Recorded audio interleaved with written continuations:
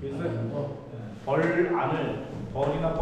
안을 한자를 하다 보니까 그 벌자에다가 그 안자를 쓰게 되는 거예요. 그러니까 한자는 아무 의미가 없는데 그 음을 그냥 그대로 벌 안을 바란이라고 이렇게 하는 바란이. 거기가 실제로 1899년까지요 바란장이 없었어요. 바란장이 이때 개장을 해요. 장실을 열어요. 이 전에는 어디냐면 팔탄면 구장리. 부장리가 원래 그 구장이라고 있는데 지금도 그 사물이 있잖아요. 구장리의 한자가 이렇게 돼요. 예 구자에 시장할 때 장자. 그 구장 옛날 시장이 있던 동네. 구장사거리. 옛날에 장이 있던 동네가 이게 바란 앞에서 바닷물 줄기를 막고 간척을 하니까 그 안에 바란 주변에 농경지가 많이 생기고 바란도 저수 있잖아요. 해병대 사람들. 그게 다 간척에 관계를 폐기한 저수지예요. 관계 저수지. 그러니까 이게 바닷물을 막다 보니까 팔탄면 구장리까지 바닷물 줄기가 뭐다. 배도 못 오고 뭐다. 물살이 탁 막히잖아요. 지금 우리 수시하고 막혔듯이. 그래서 이제 배는 어디까지? 바란 앞까지만 들어오게 된 거예요. 이 당시에. 그래서 구장에 있던 장이 바란으로 가게 돼요. 그래서 바란장이 1899년도에 개장. 근데 선생님 지금 말씀하시는 중에 그 체크를 좀 하면 구장이 아니고 구장. 그렇죠. 구장. 그렇게 해야 돼. 전라도 구시대 할 때 구. 전라도 광주가 광주하면 경기도 광주. 미안해. 안에 이게 사람들이 그걸 알고서 습관적으로 그 주민들이 부를 때 구장리 그러면 되는데 지금 다 구장리 그러니까 그 구가 얘 구자는 길게만 해야 돼요. 그런데 이제 우리가 똑같이 이렇게 쓰잖아요. 그죠?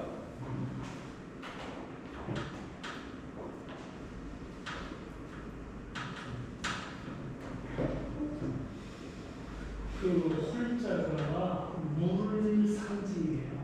고대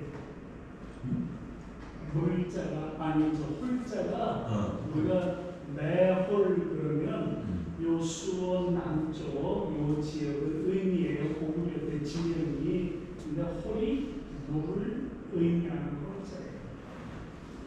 이거 한글로는 같잖아요. 그죠? 이거 읽어보세요.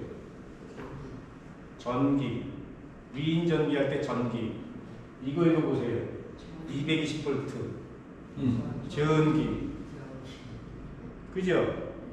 다른 거예요, 이거. 지금 말씀하시니까 이런 것들이 많아요. 이게 재밌어요, 한글이. 전기하면 위인 전기 할 때 전기고. 이거는 전기 올랐다. 형님 고향이나 내 고향은 1000년 제가 변함이었는데 이 화성은 이 아주 변화불쌍한 동네에 일본 있다 시작하기 한 가지만 더 얘기해. 어차피 재밌네. 사강이잖아요. 사강. 이 동네 이름이 사강이잖아요. 네. 같이 또 사강.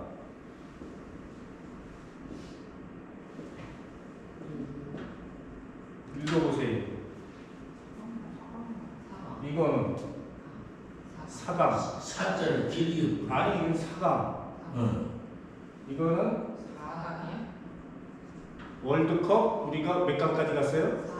4강까지 갔다고 저희 안 그러잖아요. 월드컵이 여기 4강 시작까지 왔다는 뜻이에요. 그렇게 얘기하면 월드컵 4강에 올랐다. 근데 완전히 다르죠. 어감이. 강의 연속으로 그 이쪽에서 이 동네에서 강자를 쓴다는 게 또 이상하네. 예? 강도 없는데 무슨 강자를 써? 강미하고요.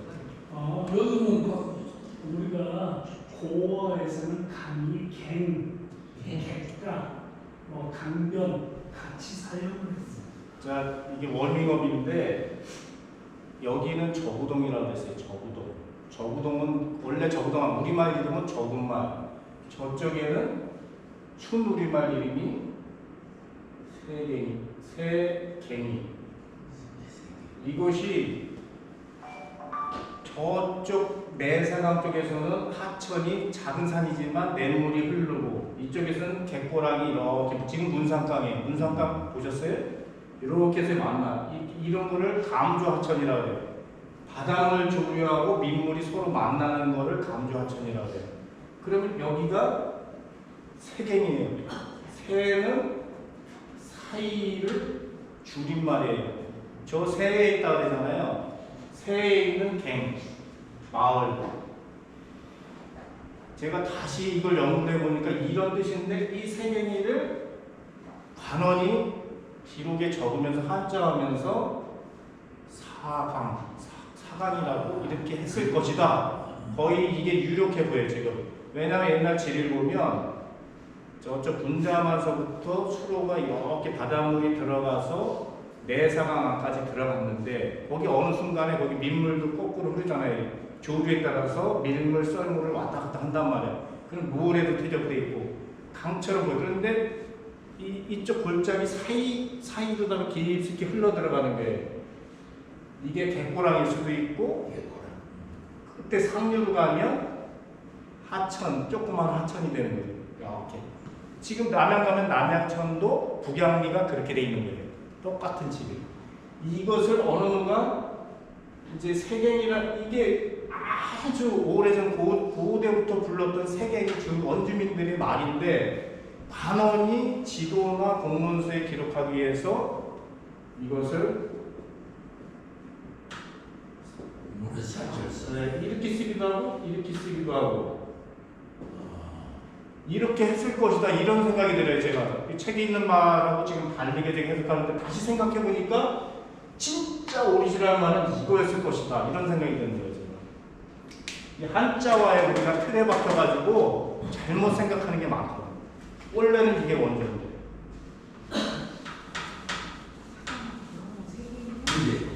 그래서 이런 세갱이라는 이름이 아주 정답고 정겹고 그냥 새겼으면 좋겠어요. 근데 말 나온 김에 그 6.12 그 길가에 송산이라는 말을 쓰면서 그 솔송자는 송산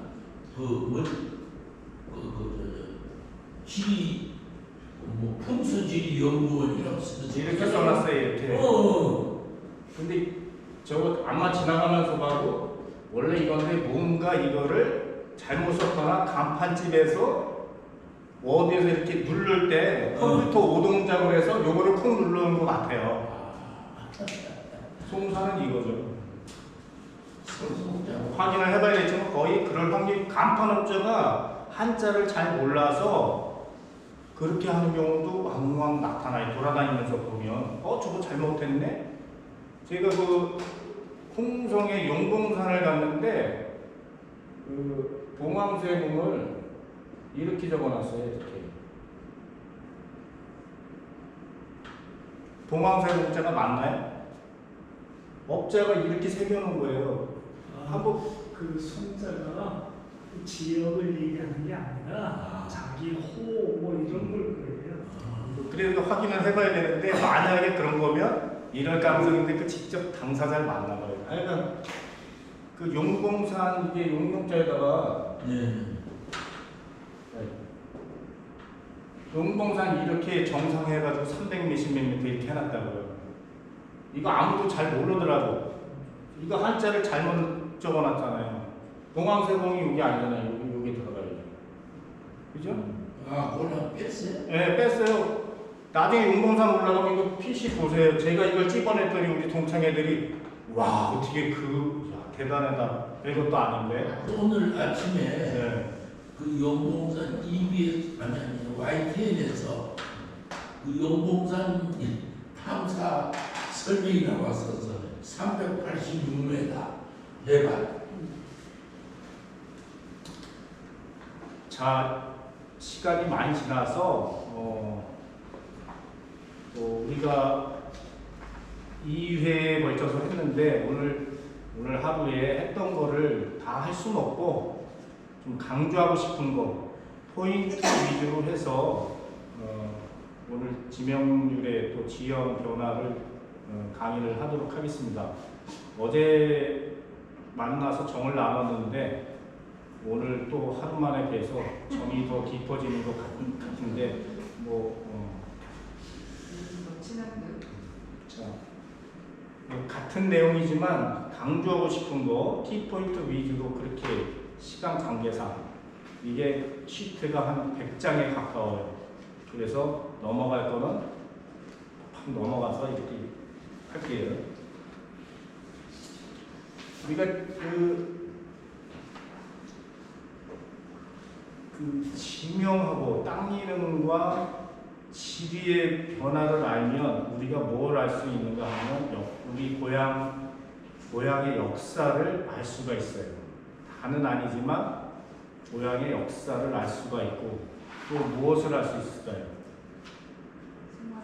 문화와 삶. 그렇죠. 우리 고향 주민들이 우리 선조들, 아버지, 할아버지, 증조할아버지, 고조할아버지들은 이런 환경 속에서 이러한 생활을 했겠구나라고 하는 생활 문화를 간접적으로 우리가 지명이나 지리 변화를 통해서 추정을 할 수 있는 거가 되는 거죠. 이거를 낱낱이 기록한 지리서가 있는 것도 아니고 그 조선왕조실록처럼 그렇게 기록을 해놓은 사람도 없어요. 그렇지만 우리가 이것을 선조들이 남겨놓은 땅 이름, 그 다음에 과거의 지도라든지 보문서를 통해서 지형이 어떻게 변화해 왔는가, 아까 수원 얘기했듯이 그거를 우리가 짐작을 하고 추정을 할 수 있는 거예요. 그걸 하나하나씩 알아내면 거기에 재미도 많이 있습니다. 그래서 우리 고향의 역사를 알 수 있는 소중한 유산이다. 이것을 미래에 어떻게 결부시킬 것인가, 미래적 가치로. 이런 것도 생각해 보는 것도 흥미로운 일이겠죠.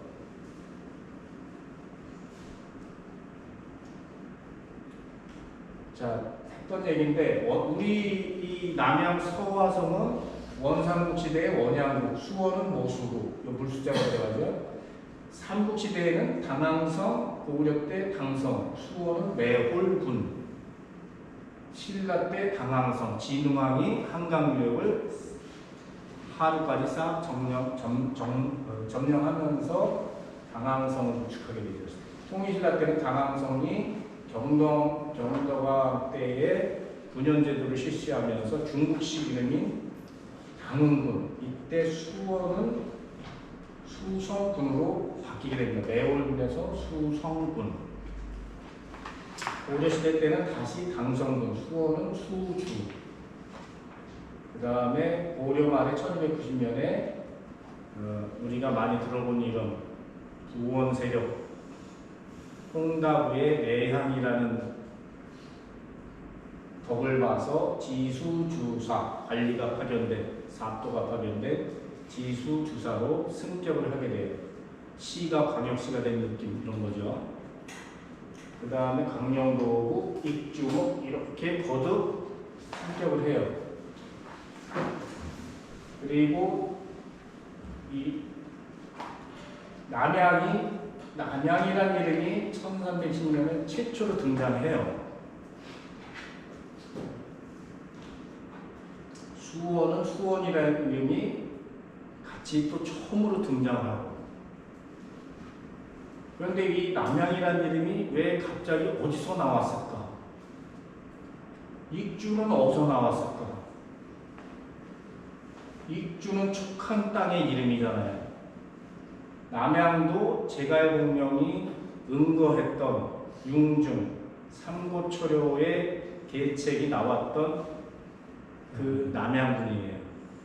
그러면 이 시절에 뭔가 촉한에 대한 그 생각들이 많아지고 제갈공명에 대한 그 숭배 사상이 나타났겠구나, 그런 생각이 들죠.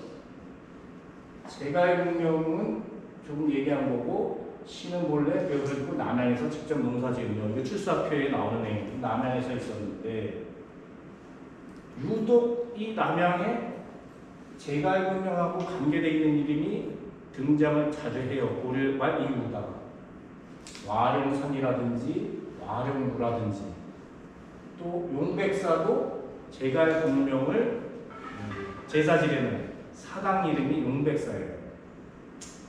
좀 이따 그런 설명을 해드리고 조선시대에는 남양도읍으로 되고 인구가 그렇게 많지 않았는데 바닷가 쪽에 큰 교통 관방의 지역이라서 요충지라서 도읍의 읍격이 됐어요. 수원도 수원도읍 뭐 이런 식으로. 그런데 다른 지역은 용인은 용구현 뭐 이렇게 목부군현 벌써 용인은 그때 당시에 용구현 처인형 용구현하고 처인형하고 합쳐가지고 용구현의 용하고 처인현의 인하고 합쳐서 용인이 된 거거든요. 지금 처인구 있죠. 근데 남양은 읍격이 훨씬 높았다. 인구가 수원의 3분의 1, 4분의 1밖에 안 됐는데도 그렇지만 관방의 주요한 요충지이고 물산의 중요 공급지이기 때문에 이때 현우로 강등이 잠깐 돼요. 10년 동안 남양에서 역적 정형이 태어난 곳이다. 요럴 때 특이하게 그렇게 읍격이 강등이 돼. 너 니네 그런 일이 벌어져서 니네 안 돼. 읍격을 이렇게 강등을 시켜. 그랬다가 10년 만에 다시 이렇게 하고 다시 또 남양현으로 이렇게 다운이 돼요. 왜? 여기서 이번에는 역적이 아니라 그 노비가 종이 주인을 살해하는 사건이 발생해요. 이런 걸 강상태라고 하죠. 그래서 다시 10년 동안 강등이 돼요. 됐다가 10년 후에 남양도 그리고 근대 이제 부안말에 들어가면서 13도제가 확립되면서 경기도 부가 아니고 이제 부는 다 없어지고 경기도 남양군이 되는 거예요. 수원은 경기도 수원군, 수원하고 남양군하고 이렇게 다른 독립적인 행정체계가 있었던 거죠. 그런데 일제가 침탈해서 일제 강점기에 들어오니까 식민 통치를 원활하게 하기 위해서 또 이름도 많이 바꾸고 일본 사람들은 우리말 이름을 저군말 그러면 알아요? 저구동 그래야 아는 거지. 한자화시키고 통합시키고 그래서 남양을 수원군에 통폐합을 시켜요. 그래서 남양군은 역사 속으로 사라진다. 이때 가나도 다 헐고 없애고 그 다음에 관아의 정문도 헐어치우고 사이렌대로 만들고 뭐 이런 식으로 관공서 이런 쪽으로 만들고 그러다가 해방 후에 1949년대에 화성군으로 탄생이 되는 거예요. 왜냐하면 수원읍이 수원시로 이때 승격이 돼요. 시가 되니까 나머지 여타 지역은 수원군이라 할 수 없고 수원시가 있으니까 정조가 내려주신 화성의 이름을 따서 화성군으로 신설이 된 거예요. 그리고 현재 시로 승격돼서 화성시가 되는 거고 이때 통폐합되면서 섬지역이 대부분 또 부천군으로 가버려요. 우리 남양군 소속이었던 그때 당 영흥도, 선제도, 대부도, 자월도 이런 데가 다 남양군 우리 서구 화성 소속이었거든요. 부천군으로 가버리는 거예요. 이쪽으로 비대해졌으니까 서원군에 니네 부천으로 가라 이렇게 됐겠죠. 자, 아까 그 남양이라는 이름이 왜 그렇게 탄생해야 되는가? 그 시대적 배경을 또 우리가 봐야 이해가 될 것 같아서 제가 이걸 하나 마련했는데 이 고려말의 12세기의 남송 시대와 여진이 급팽창을 해서 이 중국의 북부, 북송 여기가 중원 지역이란 말이에요. 여기를 다 점령을 해요. 그 남쪽으로 밀려나서 남성이 돼요.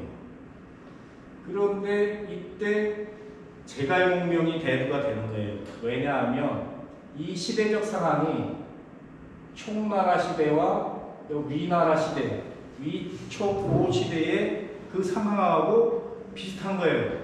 제갈공명이 한결같이 이 북벌을 하잖아요. 6번이나. 이 남성도 얘네를 물리쳐야 돼. 이런 상황 속에서 제갈공명은 영웅으로 떠오르고 제갈공명을 숭배하는 사상이 팽배하게 되는 거죠. 여기다가 12세기에 주자학이 나와요. 주의에 의해서 성리학.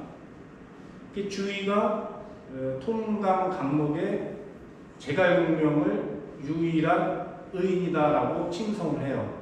신격화를 하는 거죠. 어떻게 보면 이게 성리학을 통해서 이 성리학을 다 이렇게 하다 보니까 촉한 정통론이 그 이전에는 야, 위나라가 정통이냐 초나라가 정통이냐 다 아니다 이런 게 막 분란이 있었는데 이때 주장을 다 유행을 하면서 촉한 정통론이 대세를 이루게 돼요. 그러니까 제갈공명이 또 영웅시 되고 이게 그대로 한 100년 뒤에 어디로 오느냐? 고려로 와요.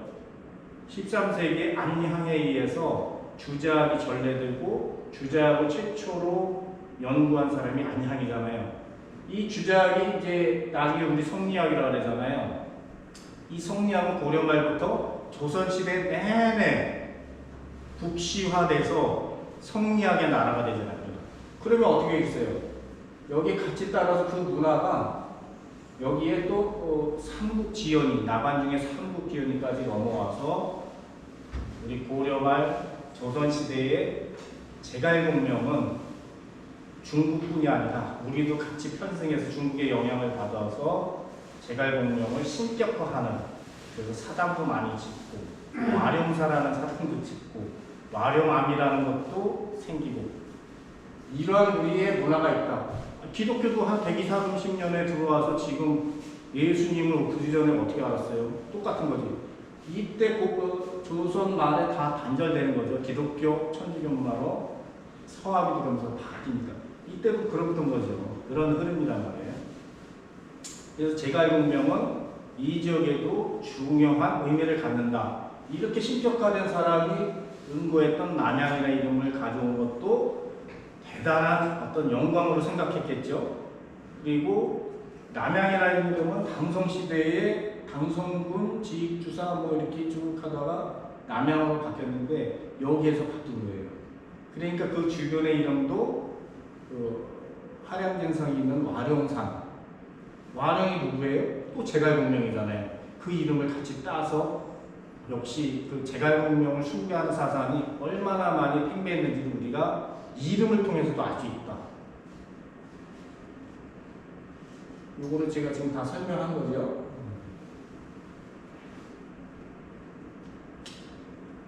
자, 또 조선시대 내내 유행을 했는데 이게 또 더 간절할 때가 또 생기는 거죠. 더 제갈공명을 더 숭배하는 거예요.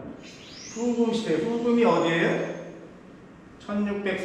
1616년에 후금이 나라가 세워져요. 후금이 이제 여진족이에요. 나중에는 이 사람들이 여진족이 만주족인 거예요. 이름이 바뀌어. 옛날에는 삼국시대에는 말갈 이름이 좀 이 후금이 말갈의 후손인 그 여진족이 세운 나라인데 이렇게 커졌어요. 위협을 하고 이게 나중에 청나라로 국호를 바꾸게 되는 거예요. 그래서 조선을 침략하게 되잖아요. 조선은 명나라하고만 친하고 여기 4대만 하고 있고 그렇게 되니까 야 우리하고 되고 이렇게 갈등이 생기고 그래서 우리는 여기 틈바구니에서 광해군이가 실리외교를 했는데 중리외교를 했는데 지금 우리 현 시대에도 좀 그렇게 실리적으로 했으면 좋겠어요. 광해군 때. 근데 서인들이 어떻게 인조감정을 일으켜서 우리는 대명 의리론을 피잖아요. 뭐라지 명나라. 거기서 우리 조상님들은 엄청난 고난과 국토가 황폐화되고 수십만 명이 끌려가고 국토가 황폐돼서 농사일이 힘들고 한동안 커다란 시련을 겪게 되잖아요. 병작을 하고. 그래서 왕을 잘 뽑아야 되고 정치인들이 잘해야 되고 시대는 역사는 지금이나 과거나 똑같다. 그리고 이제 무지 고통을 당했어. 그리고 나서 북벌론을 탁 주장한 사람이 누구예요? 임금. 효종이 인조의 차남이잖아요. 소현세자가 죽고 복림대군. 이 효종은 복림대군 시절에 아버지가 인조가 남한산성에서 청태조한테 300구고도 머리 찢히면서 그 300구고도하는 항복 그 현장을 목격한 사람이에요. 그리고 청나라에 인질로 끌려가서 형하고 8년 동안 있다 왔어. 형은 서양 문물, 서양 천주교 이런 쪽에 서양 문물 과학에 침투했지만 이 사람은 이를 갈고 있었어요. 명나라가 순환을 당하는 그런 현장 이런 거 다 보고 돌아와서 이를 갈고 북벌론을 제기하고 이제 청나라를 쳐야 되겠다. 근데 그 임진왜란 병자호란을 겪은 우리나라가 과연 전성기에 있는 청나라를 칠 수 있는 그런 상황은 아니었죠. 그러니까 우리가 수모를 당했기 때문에 백성들에게 뭔가 정신적인 어떤 그 사기를 북돋아주고 통치 이념으로서 정권을 장악하려고 하는 그런 의도가 더 강했다 이렇게 생각이 들어요. 물론 이제 장기 계획으로 10년, 20년 뒤에 국력을 또 회복해서 깊고 왼수를 갖겠다 그런 생각이 있었지만 우리 정치를 좀 장악하고 왕권을 강화하고 백성들을 좀 안정시키는 그런 의미에서 통치처라고도 내세우지 않았나 그렇게 해석하는 사람들이 많아요. 이때 북벌론이 대두되니까 또 우리나라 상황도 아까 남송에서 또 아니면 총나라가 위나라하고 대치해서 한결같이 중원지역을 치려고 하는 그런 상황하고 비슷해진 거예요. 그러니까 또 역시나 한결같은 충성심, 한결같은 의리, 국무총리와 국방부 장관, 경제부 장관을 다 아울러서 가지고 있던 제갈공명이 유선을 내치고 왕위에 앉지 않고 한결같이 유비의 뜻을 받들고 욕심을 안 내고 충성을 발휘했잖아요. 신과 같은 존재죠. 이 당시 상황. 조선도 똑같은 그런 상황이니까. 또 성리학에서 그런 문화가 계속 4대부의 성리학의 그런 게 양반 그 세계에 탁 박혀 있었고. 요런 맥락에서 남양으로 들어가면 1660년 민시중이라는 분은 인현왕후의 큰아버지예요. 민유중은 인현왕후의 아버지고 송중길, 송시열은 또 그 가문에 또 육촌, 사촌, 또 사돈 이렇게 연결되는 가문들이에요. 이때 용백사, 제갈공명을 숭배하는 사당 용백사를 지금의 지금 남양성지 뒷경 동쪽에 그쪽에 이제 용백사라는 사당을 져요. 물론 요거는 이제 대원군 소원철폐 때 휘철이 돼요. 나중에 또 그 원투골이라고 하는 국사宫 옆에 고지도에 보면 또 와룡사라고 19세기 말에 또 나타나요. 그러니까 그냥 한결같이 제갈공명 숭배 사상인 거예요. 조선시대에는. 와룡문은 1740년도에 정홍제 부사가 그 당시 사도가 정홍제 부사 1740에서 43년까지 좀 부사치고 오래 했어요. 그 당시 잘했다고 해서 좀 길게 한 것 같아요. 이때 관아의 정문위에 누각을 얹은 사람이에요. 자기가 직접 현판을 쓴 것 같아. 정황상 금능홍 서 신윤현 중하에 이렇게 돼 있어요. 그 와룡문 현판에. 금능홍이 누구냐 이렇게 정확하게 밝혀내지 못하는데 제가 이렇게 정황상 쫙 보면 이때 정홍제 부사가 60살이에요. 금능홍은 자기 어떤 고향이나 어떤 연고가 있는 뭔가 자기의 호라든지 그런 거일 가능성이 크다. 저는 그렇게 파악을 했어요. 이렇게 조선 중기 후기에도 제갈공명을 숭배하는 사상이 많더라. 전국 남산에 가도 지금 와룡 묘라고 있어요. 묘는 사당묘제. 제갈공명 사당이 아직도 있어요. 충청도에 가도 있고 어디에 가도 있고 아직도 그런 게 곳곳에 남아 있어요. 그러니까 조선시대에 제갈공명은 공자님이나 예수님 같은 정도는 아니지만 민간의 우리 안방가의 또 이런 지도 세력에 굉장히 추앙받는 신격화된 인물이다. 꼭 중국 사람이라고 해서 그렇게 배격할 건 못 돼요. 그러니까 외래 거라서 배격하고 예수님도 배격해야 되고 석가모니도 배격해야죠. 시대의 흐름은 그렇게 흘러갔다.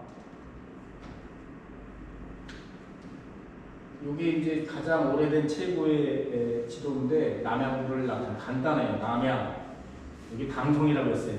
옛날에 당성이다. 비봉사는 진산이고 좌도이고 읍격은 부다. 여기 이제 지워지긴 했는데 여기다 제가 따로 옮겨놨어요. 여기 수영 화량진 수영을 나타나는 거예요. 여기 수원도 있죠. 수원 한남이라고 돼 있고 여기 수원도 역시 부고 좌도에 속하다. 조선시대에 이제 읍치의 범위예요. 요거는 남양에 관아가 있을 때 이 읍치라는 것은 이렇게 읍치 범위 안에 3단 1묘가 형성이 되어 있어요. 대부분 읍치에. 3단이라고 하는 건 사직단, 여단, 성왕단을 얘기해요. 그 다음에 1묘는 문묘. 문서, 왕묘, 여기 사당묘자보다 문서, 왕묘를 줄임말이에요. 그 당나라 현종이 이 공자님을 학문의 왕이다 해서 문서왕이라는 시호를 내려주는 거예요. 그래서 그때부터 문서왕묘가 돼요. 문서왕. 그러면 향교에 올라가면 그 대웅전이 아니라 그 대성전 맨 꼭대기 상자 자리에 대성전이 있고 거기에 공자님이 모셔져 있고 제자들이나 우리나라 성현들이 쫙 밑에가 모셔져 있는 거예요. 그래서 1년에 한 번씩 석전대제를 드리죠. 8월 상정이 되거든요. 그리고 여기는 비봉산이라고 해서 남양을 지켜주는 진산이다. 진호하는 산이다. 지금은 이걸 무봉산이라고 해요. 원래 이름은 비봉산이다. 3단 1무의 국사동 사직단이 있는 데가 금강아파트 들어가는 오른쪽에 철길이 지금 뚫고 지나가는 그 아담한 잠깐 선생님, 우리가 어제 갔던 데가 국사당이잖아요. 네. 근데 여기도 국사봉이 있었어요. 그런 의미입니까? 서울에 국사봉이 많아요. 허다못해 저 무의도 가도 국사봉이 있어요. 요 국사는 조금 다른데요. 그 어저께 갔던 국사당은 지신에게 제사를 지내는 거고, 요 국사봉은 임금님이 계신 곳을 향해서 보름과 초하루에 절을 올리는. 그런데 이제 나중에 그 산꼭대기까지 안 가잖아요. 그걸 비도 오고 뭐 하니까. 그래서 그 관아에 전이라는 전패를 놓고 거기에서 하는 그 관아의 맨 상위 자리가 동쪽 위거든요. 거기에 객사가 있어요. 거기 나무 패로다가 임금을 상징하는 전패를 놓고서 창궐 망배를 하는 거예요. 그래서 항상 상자 자리는 동쪽에 있고 그 감옥이라든지 이런 허드렛이라는 이런 자리, 노비들이 거처하는 건 서쪽 끝에 관아 구성을 항상 기본적으로 그렇게 구성해요. 자, 그래서 여기 사직단에서는 곡식신, 토지신사, 곡식.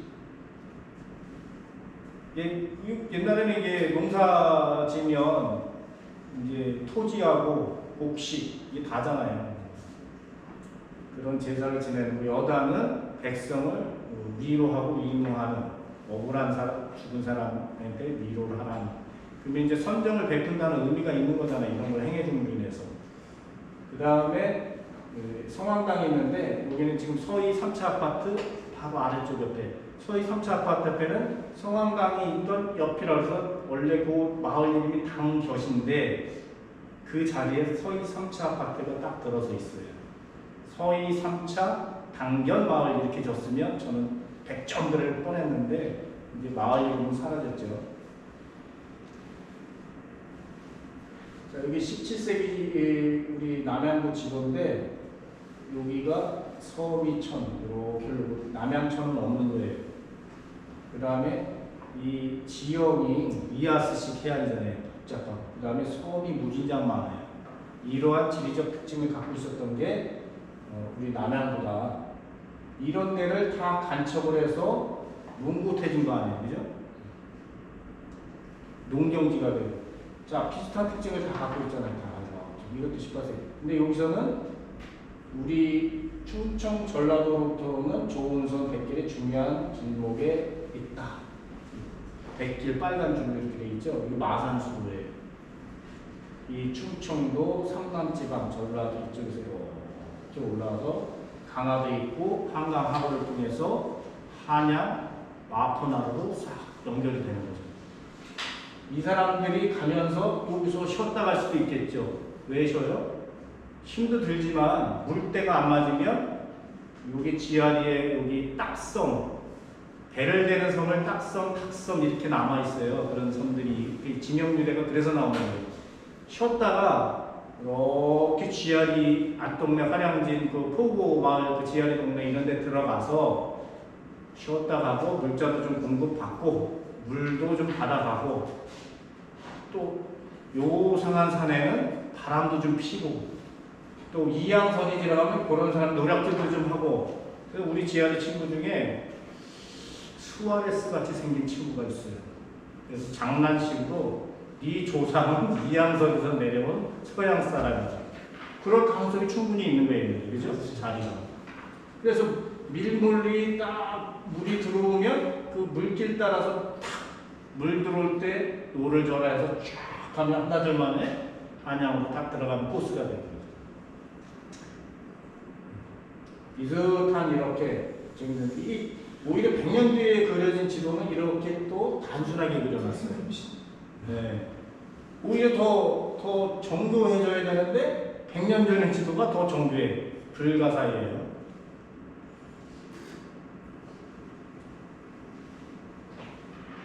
여기가 간하고 이 창고를 뜻하고 이 화량지 그 다음에 여기 당산 표시가 있잖아요, 그죠? 네, 여기 향교가 있고 향교 바로 맞은편에 이게 글씨가 안 보이지만 용백사라고 되어 있어요. 여기가 동양초등학교 남양중고등학교 있는데 왕모대는 어디 있습니까? 왕모대는 여기서 여기가 왕모대죠. 왕모대 저기 영종 이렇게 돼 있잖아요. 왕모대. 왕모대 앞에 영종이 있을 때. 그렇죠. 구영. 네. 지금 구영종이라는 마을 이름이 그대로 남아 있어요. 거기 지금 가면 그 길 이름도 그 영종이 길 이렇게 해놨어요. 내비에 구영종길이라고. 네, 거기 그리고 아니 그 친구하고 왕모대 사는데. 근데 선생님 아까 지환이 얘기 좀 하셨는데 그 일종의 지환이가 우리나라 춤이 제일 먼저 들어온 데 가라오케 들어온 데가 부산이거든. 한국. 그래서 아까 선생님 말씀처럼 이 지환이가 그때 외국 문물이든지 뭐 이런 게 많아 좀 난장판다고 해야 되는지. 그 당시에는 요란도스럽고 우리 배웠지만 그 군부대도 있고 그래가지고 북치는 소리도 들리고 진치는 소리도 들리고 막 그리고 또 여기에 마산수로가 이렇게 지나가는데 여기쯤 되는 거거든요. 그럼 여기에서 큰 배를 세워놓는단 말이에요. 그러면 근대에는 그 이양선이나 황당 서양배들도 오잖아요. 1860년대 70년대는 제너럴 셔머너 프랑스 무슨 일로 지나갔단 말이에요. 그렇게 해서 인천 뭐 이렇게 해서 이쪽으로 올라가야 되니까 길목에 있잖아요. 그럼 여기서 정박했다가 작은 배로다가 또 지역 화량진 안에 그 당은 그 은수포 그 지역으로 이렇게 들어가면 그 안동네가 중성리 솔매포구 또 지하리포구 또 전곡리가 압실 은수포구 이런 데란 말이에요. 여기서 뭔가의 문화적 접촉 사람이 접촉 사건 사고 이런 게 다 일어났겠죠, 그죠? 그러니까 농담으로 아까 제가 그랬잖아요. 우리 친구가 저기 서양 사람처럼 생겼다고.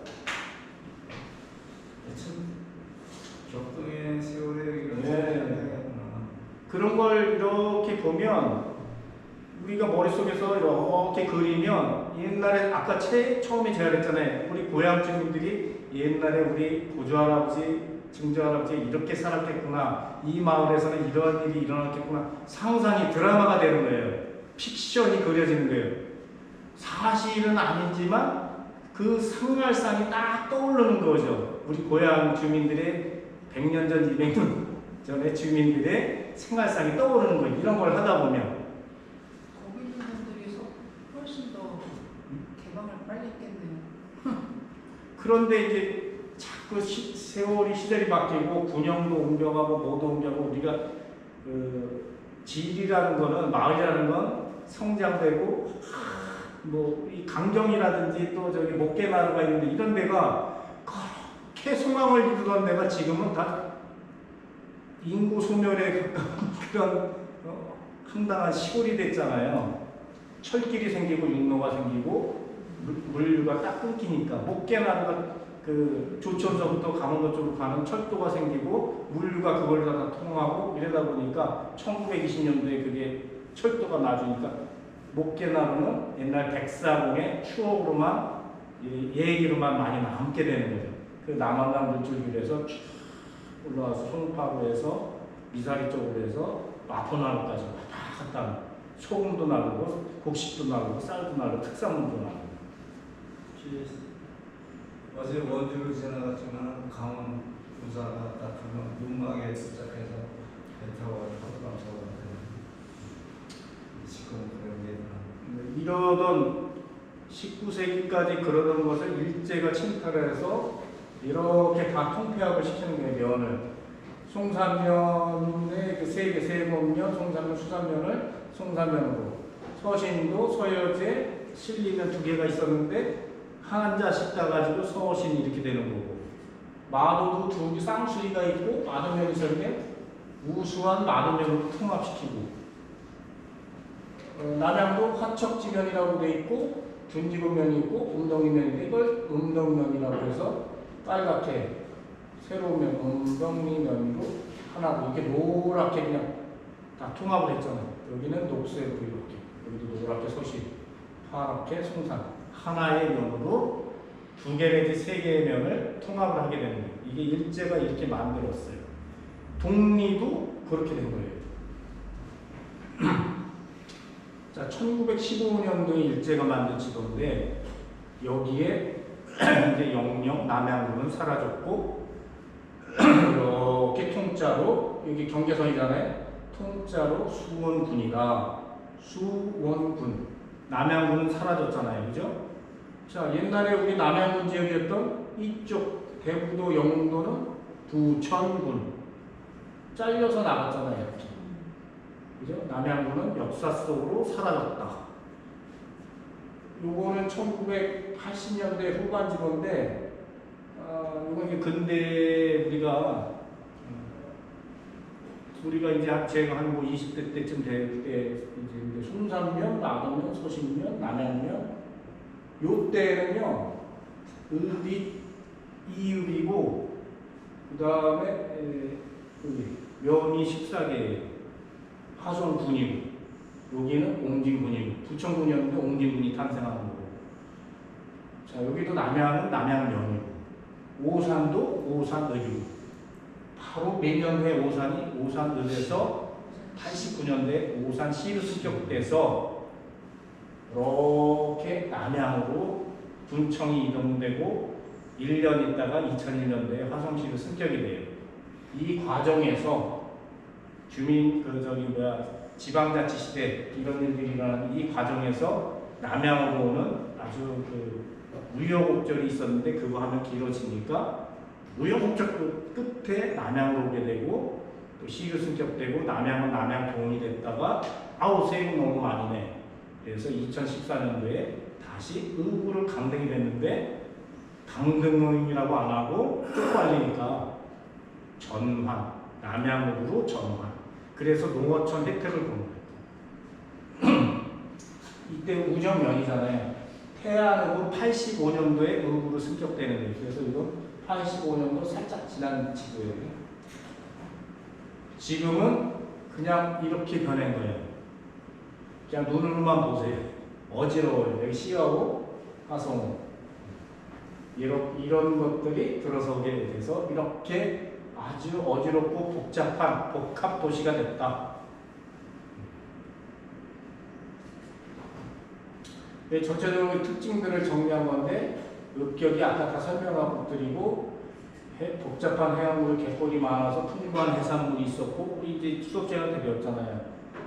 특히 대표적으로 두 개만 꼽아라 하면 남양소금, 남양령, 남양돌 그리고 콧골이 갯골이 발달해서 갯고랑이 발달해서 갯길이 발달을 해요. 영어 운송업이 배운송업이 발달을 했다. 소나무도 송산면이 소나무 산지이고 산림감독원이 요즘 물론 있었다고 그러던데. 네, 소나무가 수화기, 독지리, 천등리 이런 데는 과거에 그 소나무들이 좋은 소나무들이 많았어요. 그래서 조선 그 환영하다가 네, 배 만드는 재료. 네. 고기잡이와 소금 만드는 일에 탐을 내고 게을리한다. 누에 치기를 게을리한다. 농본 사회에서 이거는 간언이 이렇게 부정적으로 적을 수밖에 없어요. 그런데 여기는 좋은 논보다 이 당시에 과거에는 옛날에는 이 남양읍지 기록인데 바다로 나가면 더 먹을 게 많고 돈도 더 많이 벌고 할 게 많은데 오히려 농사는 부업이에요. 되면 좋고 안 돼도 괜찮고. 그러니까 이걸 이렇게 표현했겠죠. 네. 섬이 많다. 그러나 지금은 다 웅진군으로 넘어가고 또 인천으로 가고 영흥도는 또 인천이고 대구도는 안산이고 안산 사람들이 그 몇 표 이쪽 더 했으면 아마 화성시 안산동이 됐겠죠.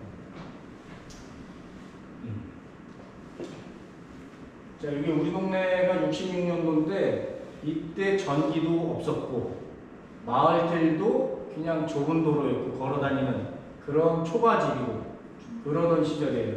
그랬다가 1977년도 위성에는 70년대 초에 박정희 대통령 새마을운동 그래서 이 길이 마을들도 공사를 했고 전기도 들어오고 지구멍에 볕도 뜨고 이때도 여기 비포장 신장로예요. 80년대 중반에 포장 공사가 된 거예요. 수원간도로 지금 남양에서 이렇게 오는 도로가 이 당시에는 모래자갈로 일제시대 때 만든 신장로였어요. 비포장.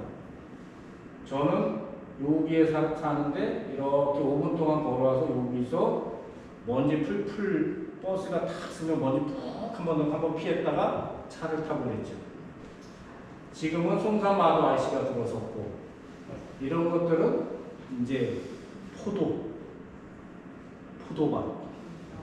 이때는 포도는 서울 가서 서울은 수원이나 서울 가야 구경할 수 있을 정도의 60, 70년대는 그랬어요. 우리 그때는 안양 포도원에 포도가 유명했습니다. 그렇죠. 거기 포도원이 있죠. 그런데 바다가 막히면서 90년대부터 송산포도가 갑자기 퍼져서 지금의 송산하면 포도가 된 거예요.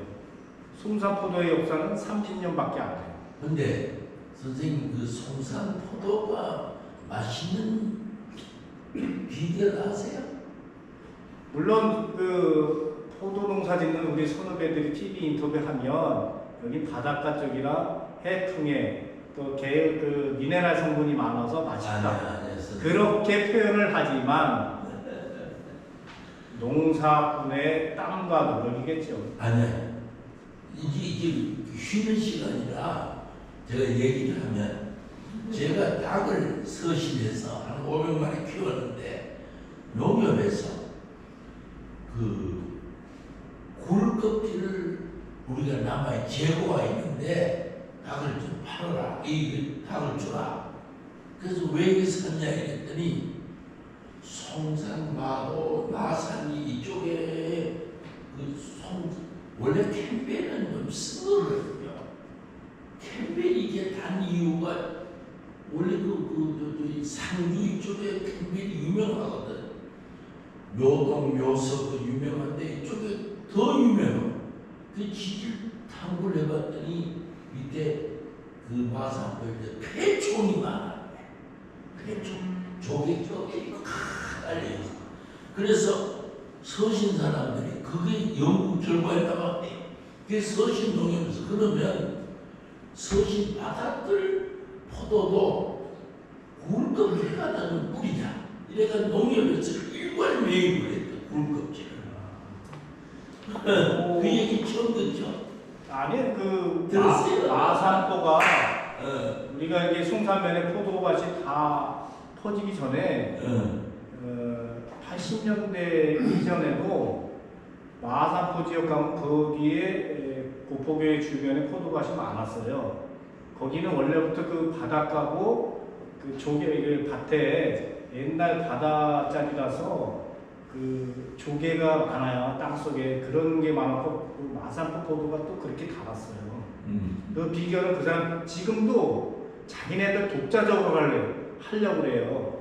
그 고포리 포도는 따로 하려고 해요. 왜냐하면 우리 게 훨씬 좋다. 하여튼 그 얘기를 제가 들었어. 아까운 정보라. 여기가 77년도에 마도 공단이에요. 근데 이때는 경기 염전, 화남 염전. 여기 87년도에 염전이 폐염전하기 직전에 상황이 조금만 변했어요. 부동산 투기 열풍이 이때 불기 시작했거든요. 조금씩 이렇게 변하기 시작했고 지금은 고작이 그대로 염전이 공단으로 들어서게 된 거죠. 이거보다 훨씬 선배는 누구냐? 이런 역사를 겪은 게 남동공단, 주안공단, 그 다음에 시화공단, 반월공단. 그거 다 주안염전. 맞아요. 주안염전. 우리나라 최초 염전이 주안에서 나온 거예요. 십정동 가면 보이지도 않는데 이렇게 돌 편말이 하나 있어요. 우리나라 최초 천일 염전지. 1907년인가? 10년인가? 저 어렸을 때그 십정동. 주한 거기서 초등학교 다녔어요. 지금 한 70대 중후반 이상 되신 분들은 주안염전에서 빨개 벗고 헤엄치던 고기 잡고 하던 그 추억을 다 얘기를 해요. 주안염전이 거기가 1정보로다 3,000평 성공을 해서 차츰차츰 200 정도까지, 220 정도까지 넓히게 되는 거예요. 그리고 성공하니까 이북 쪽에 또 이 남동공단, 그 남동염전이라 그랬거든요. 그 300 정도. 그 다음에 소래염전, 군자염전 이런 식으로 넓혀오는 거예요. 여기는 이제 운수포 이렇게 66년도에 여기가 염전이잖아요. 양정염전. 지화리하고 여기 중성리 사이. 이렇게 이게 다 물 들어오고 이 갯벌이에요. 그대로 살아있잖아요. 물이 빠진 상태에서 찍힌 거예요, 이게. 물이, 여기도 이제 요거는 바다가 막힌 직후니까 그대로 이렇게 물줄기가, 이거 백길이겠죠. 이렇게 옛날에. 그리고 지류, 이렇게. 요 지향이 많다 그랬어요, 이렇게. 그런데 지금은 이렇게 송산 테크노 산업단지, 여기도 당성 산업단지, 논막, 뭐 이렇게 바뀐 거예요. 20분에 했는데, 뭐 5분만 쉬죠, 5분만. 네. 이배 선생, 예. 지화리 밖에 섬이 있어? 권섬이 있어? 그 권섬 얘기는 처음 보는 거라서 권섬 얘기를 내가 한번 본 적이 있는데 권섬 마산수로에 권섬이 있어. 그 딱섬은 뭐 인식을 할 때 권섬을 표시해 놨어. 그러니까 거기에 섬을 본 적도 없고 거기를 누가 깨부시는 것도 못 봤고 이게 좀 오류가 있는 건지 이 바다가 면사무소 앞에 송산면 표석을 그림을 그려놨는데 거기 거기에 권섬이 들어있더라고. 이해가 안 되는 네, 그거는 장면이 저거를 딱섬을 그렇게 그렸으니까 이게 아마 큰딱섬을 본섬이라고 이칭을 했을런지 모르겠어요. 그렇지 않으면 없어요. 이 귀한 그냥 위치상으로 봐서 큰딱섬 정도 지구의 사유지거든요. 그냥 나머지는 위치상으로 약섬자리도 아니에요. 아니 근데 저게 제가 어저께 아침에 자세히 봤는데 모르는 사람이 했어요. 이장들이나 주민 말을 듣고 했어요.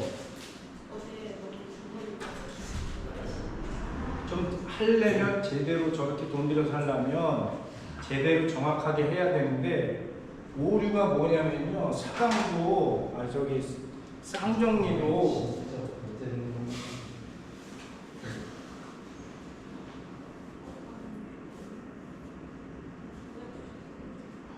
여기다가는 대정동 이렇게 적어놨어요. 그럼 이렇게라도 하면 차라리 뭐 한우물 똑같은 한글로 해서 우리 무슨이면 한우물로 하든지 요렇게 되면 100점인데 요거를 어떻게 적었냐면요.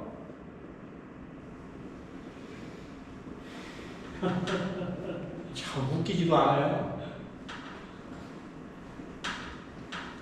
이거 마을 유래명을 제대로 모르고서 누군가 주민이 이장일 가능성이 크죠? 들리는 대로 적어서 달래니까 이렇게 적어주는 것 같아요. 그래서 선생님 한심스러운 거야. 덕음을 얘기 나와서 성경의 덕음을 유래를 아세요?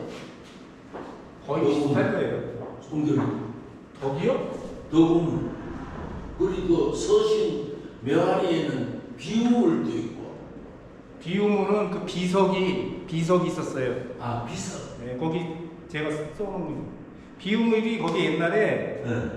그 상한 이리 회관이 있는 데인데 네, 넘어가는데 거기가 옛날에 그 80년대 그 상림 한의원이라고 있었어요. 그 동네 맞아 그 아들이 큰 오토바이 이렇게 끌고 다니는데 네, 파랗고 네.